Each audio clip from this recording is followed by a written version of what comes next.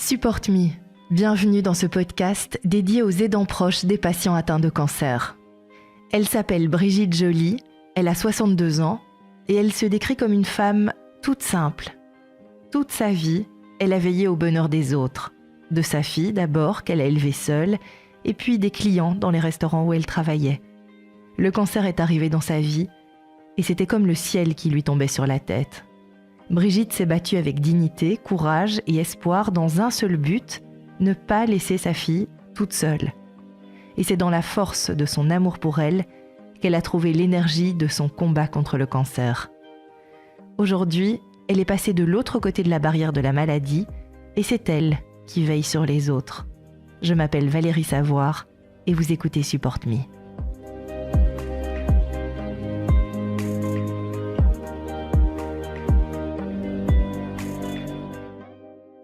Voilà, bonjour Valérie. Moi, je suis une dame qui revient d'un cancer depuis 2016. Je suis une simple femme gentille, généreuse, aimante, prête à aider toujours son petit monde. Il y a 5 ans, j'ai développé cette maladie que je ne m'attendais pas. Toujours en forme, en bonne santé, travailleuse, énergique.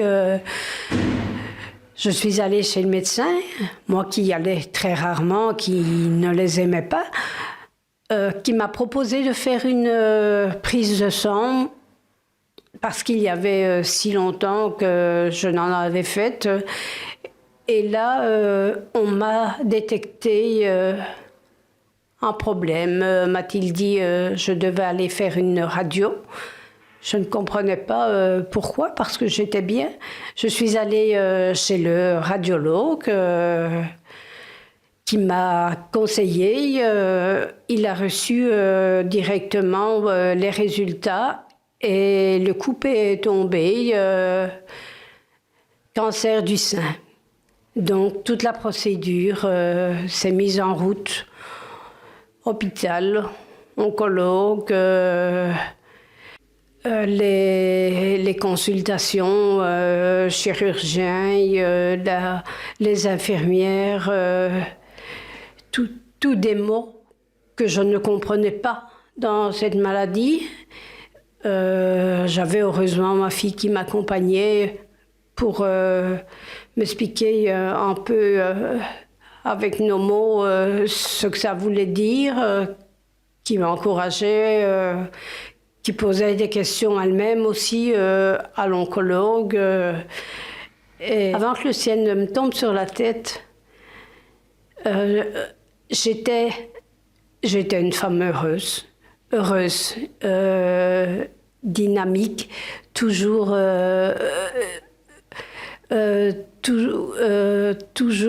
à s'inquiéter pour son enfant. J'ai une petite fille qui avait 2 ans et demi, adorable. Et j'étais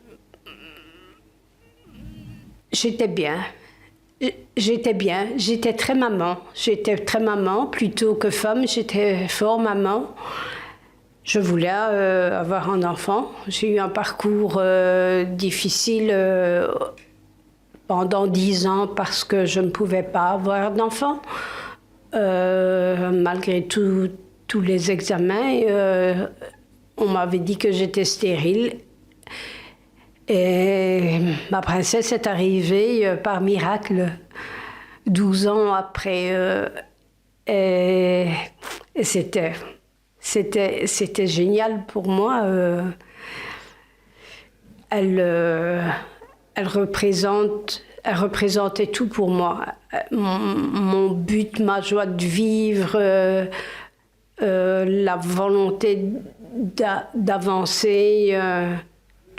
Tout ce que je faisais, c'est elle qui dépendait de tout.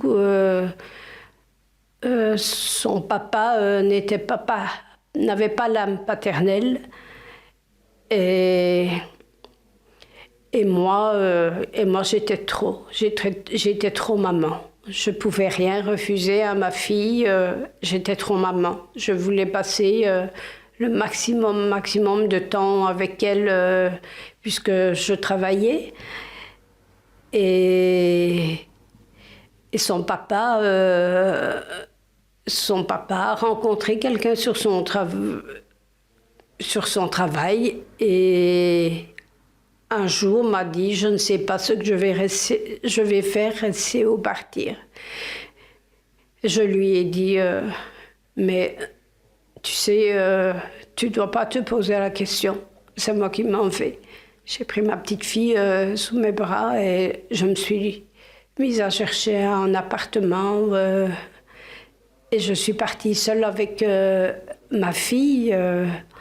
Je me suis très bien débrouillée avec elle et sa mamie, ses grands-parents, donc du côté de son papa. Je me suis très bien débrouillée. J'ai eu très difficile.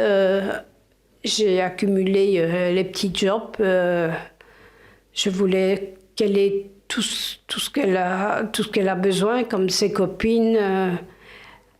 Elle était très intelligente. Je passais des heures à faire ses examens, à rester assise quand elle faisait ses devoirs à côté d'elle, à l'écouter réciter ses leçons.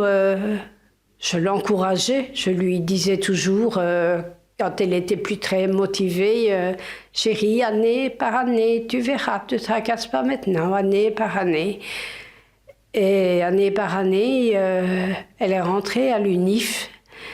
À l'UNIF, ça a été aussi année par année, chérie. Et à un moment où on en a un peu marre de l'école, je l'encourageais encore. Je dis, mais tu dois aller jusqu'au bout, Aurélie, va jusqu'au bout. Tu es faite, tu es intelligente, tu es faite pour ça. Et elle a fait ses 5 années à l'université et elle a réussi. J'en étais fière parce que c'était son travail, mais c'était mon travail. Quand elle a eu son diplôme, à la remise des diplômes, quand on jette les chapeaux, c'est une émotion terrible. Et aujourd'hui, je suis fière de ma fille. On entend beaucoup le cancer. Et quand ça arrive à soi, oui, c'est un coup de tonnerre. On n'est plus la même personne. On a peur, on réfléchit d'une autre manière. On est là avec un enfant, une famille. Et on pense, oui, s'il m'arrive quelque chose, que dois-je prévoir pour mes derniers moments? Moi, par exemple, j'étais seule avec Aurélie. J'ai tout de suite pensé à faire une assurance décès pour moi, pour ne pas laisser Aurélie avec des frais. Même si je ne voulais pas y penser, je me disais, je n'arriverai pas là, je vais guérir, je n'arriverai pas là. Et on a la chiméo qui commence, nos colocs, les infirmières vous mettent au courant des symptômes que vous allez avoir. On est mal dans sa peau, on vomit. J'avais des aftes plein la bouche, j'avais une fatigue énorme, et la perte des cheveux. Et moi, dans mon cas, je me suis retrouvée seule. Mais j'avais mes collègues de mon précédent travail. Au début, m'ont appelé. Et puis, ça s'est estompé. Je me suis retrouvée seule.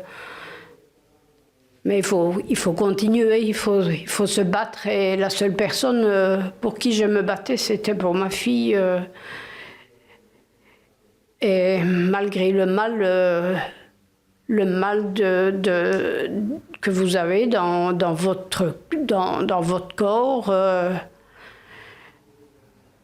il y a toute cette équipe autour. Il y a la psychologue, il y a l'oncologue qui était formidable. J'avais un oncologue formidable qui m'avait donné son numéro personnel, que je pouvais l'appeler quand je voulais, parce qu'il connaissait aussi ma situation, pour lui parler.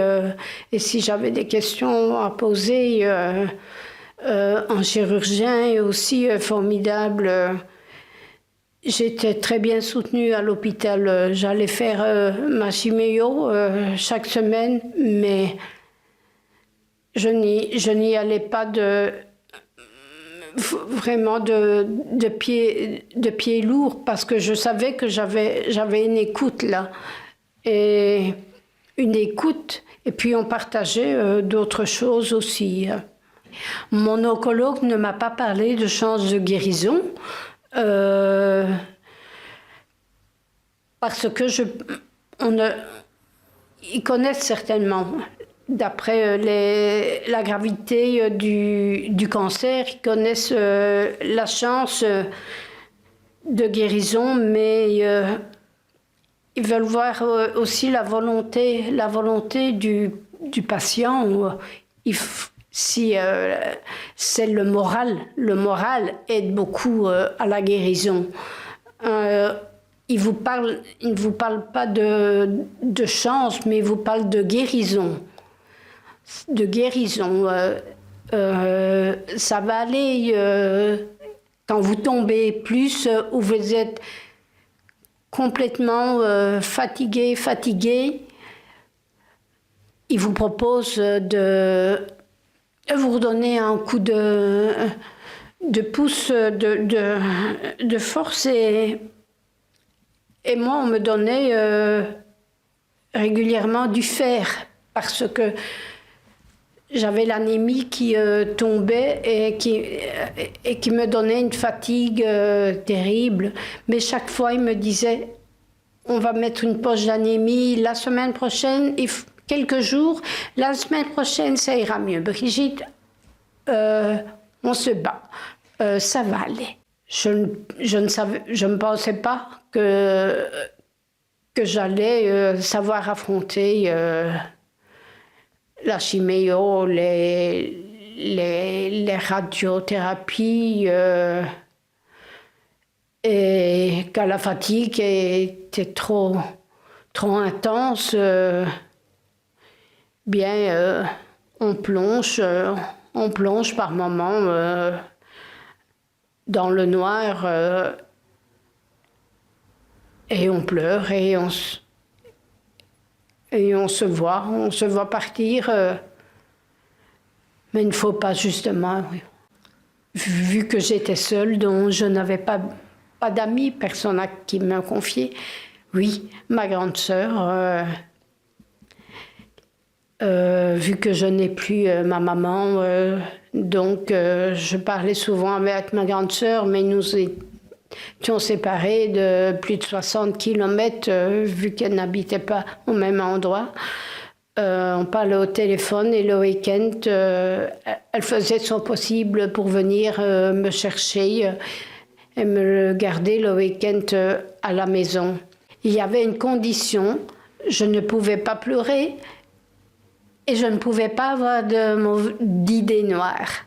Alors c'était un week-end positif. Donc elle me remontait.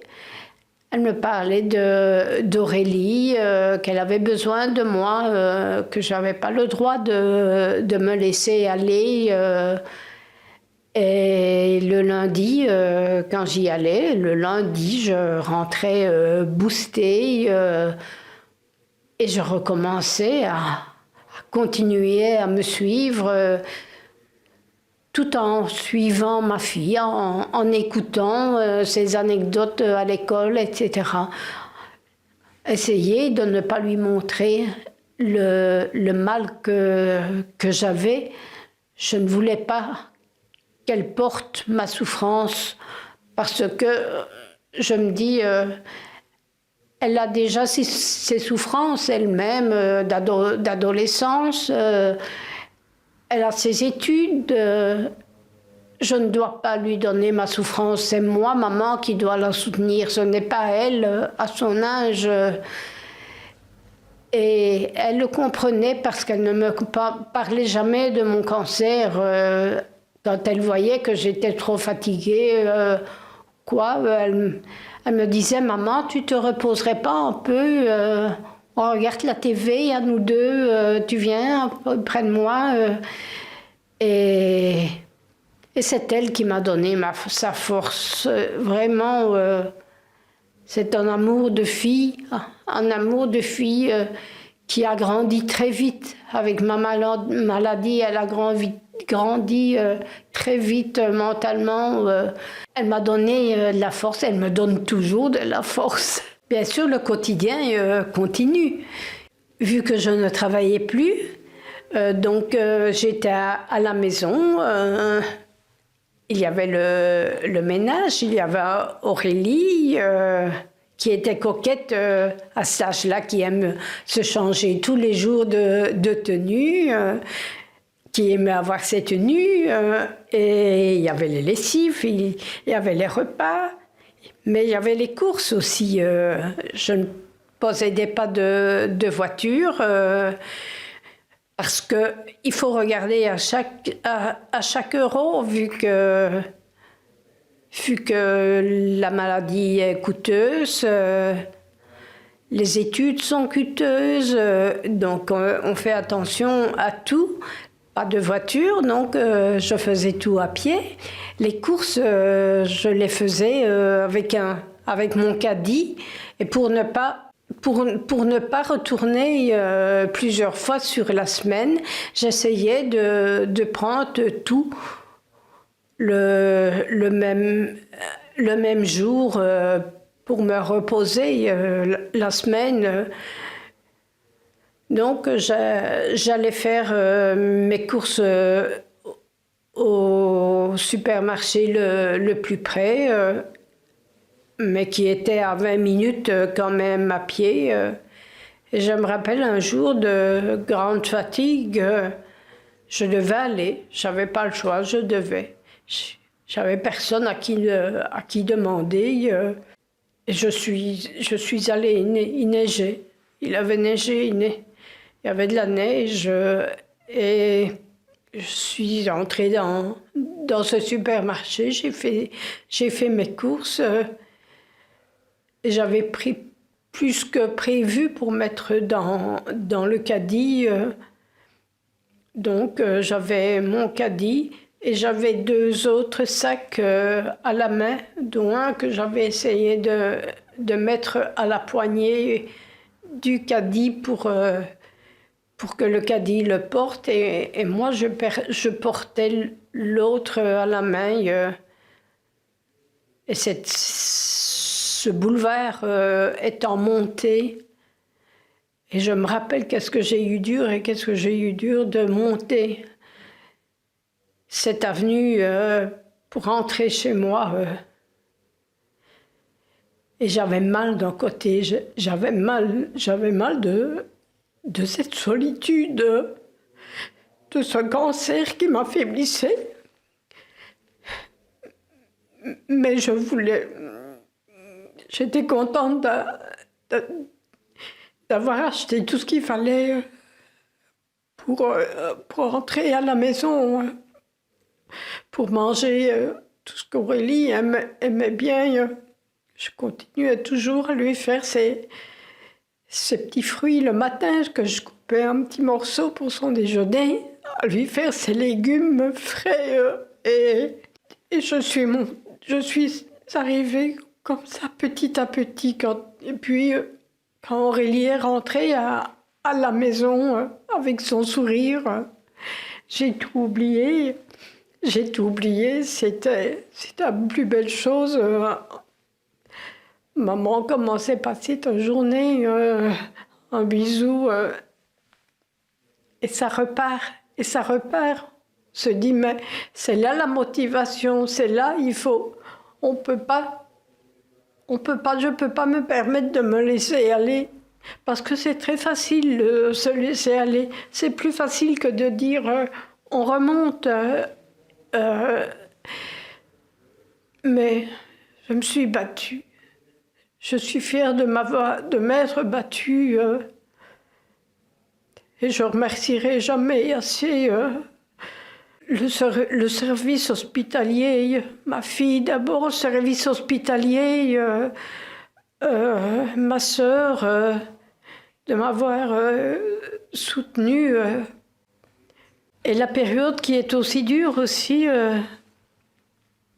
j'avais entendu, comme tout le monde, avec la chiméo, on perd les cheveux. Je me demandais à quel stade, quand, après combien de chiméo, commence-t-on à perdre les cheveux? Et j'avais souvent la même infirmière qui venait me mettre la poche pour la chiméo. Et puis après, on passait à une deuxième chiméo où on met les mains et les pieds dans des gants de glace, qui est très très douloureux pendant une demi-heure. Il faut surtout le faire parce que la chiméo est très agressive et sans ça, on peut avoir les ongles qui s'en vont. Donc c'était très très dur à supporter. Et quand j'ai commencé cette chiméo, elle m'a dit, Madame Joly, c'est à ce moment qu'il faudrait penser, avant que vos cheveux le matin ne tombent sur votre oreiller, à les raser. Elle dit, vous aurez moins dur. Elle dit, il faut le faire maintenant. Elle dit, moralement, c'est plus facile. Et je n'y avais pas pensé. Donc, quand elle me l'a dit, je me suis dit, mais je vais me retrouver tête nue, parce que je n'ai pas prévu de m'acheter un petit bonnet, un petit chapeau, quoi que ce soit. Et elle m'a dit, si vous voulez, je peux vous couper vos cheveux. Parce que je dis, est-ce que je dois aller chez le coiffeur, me faire raser? Je ne savais pas s'il existait des coiffeurs qui étaient spécialisés pour les cancers. Et elle me dit non. Elle me dit, ça sera plus sympa si je vous le fais. Et je dis, mais je veux bien. J'avais toute confiance. Très gentille, très jeune, très joviale, très, très gentille. Et elle m'a fait ça avec une tondeuse, tout en riant, en me disant oh, mais c'est beaucoup plus facile, plus besoin de les laver, plus de brushing qu'à faire. Mais vous voilà comme un petit soldat, prêt à partir à la guerre. Et je n'avais pas de bonnet. Et elle m'a donné, que j'ai toujours, un foulard pour mettre sur ma tête. Et je suis sortie comme ça. Donc, je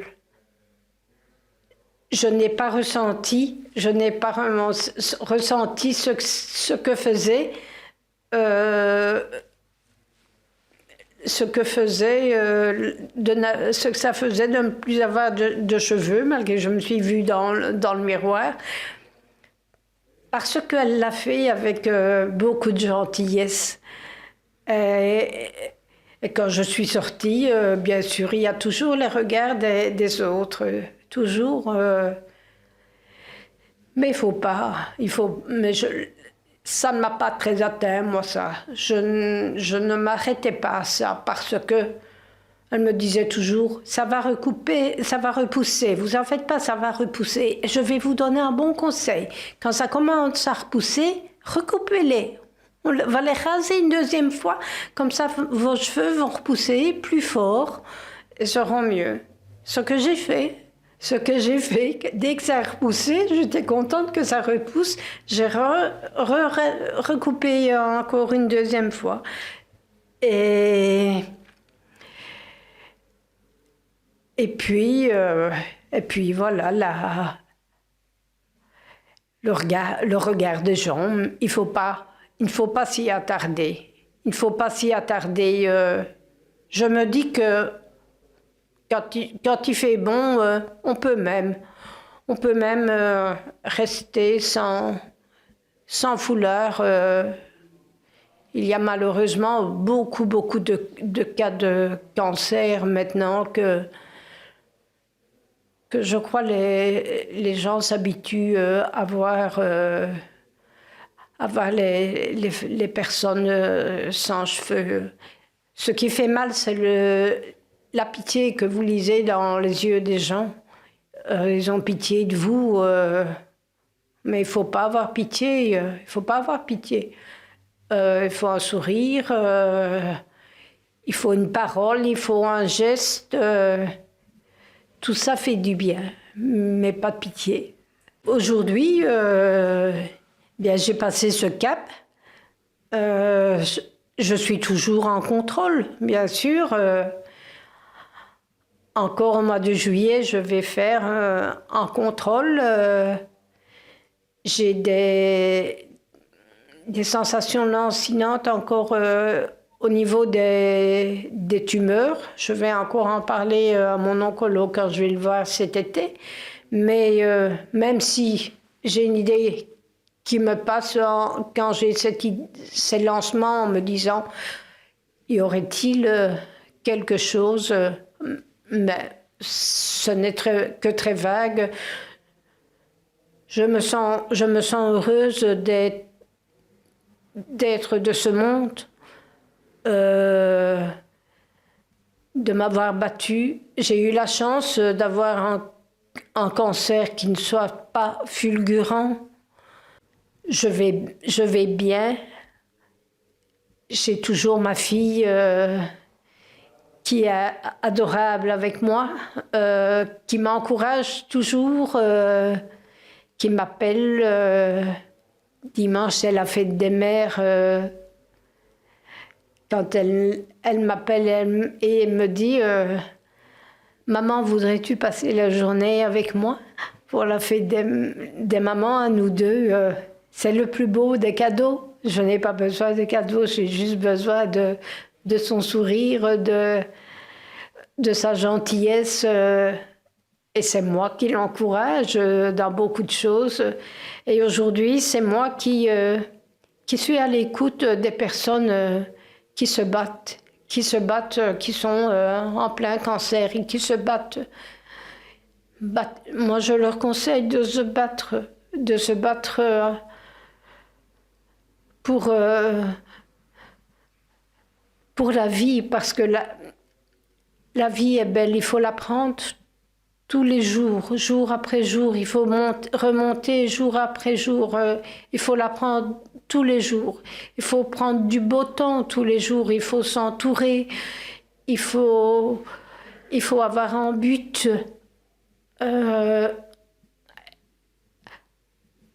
Il faut chasser les mauvaises pensées, il faut se battre.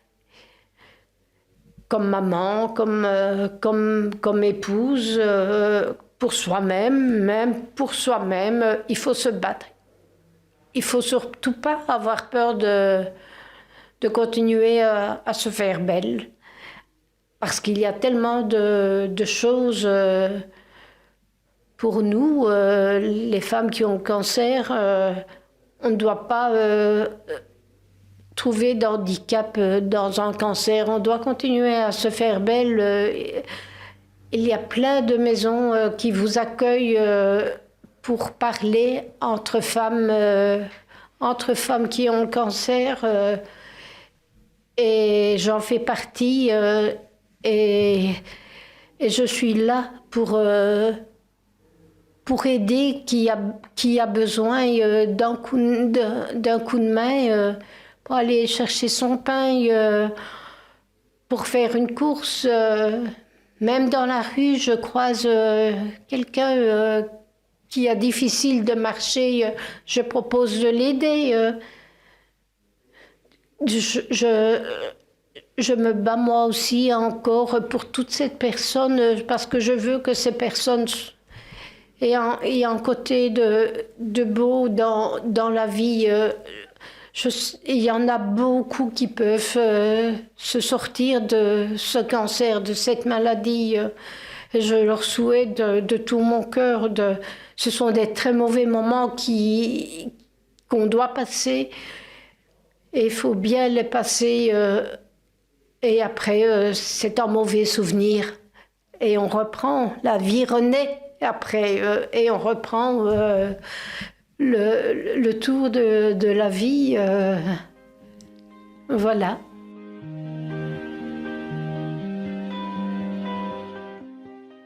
Vous venez d'écouter un épisode de Support Me, un podcast à l'initiative des associations de patients Digestive Cancer Europe et Talk Blue Vlaanderen et du laboratoire Servier, dans le cadre du projet Léa, un programme de soutien aux aidants proches qui vise à améliorer la prise en charge psychologique des personnes atteintes d'un cancer digestif métastatique.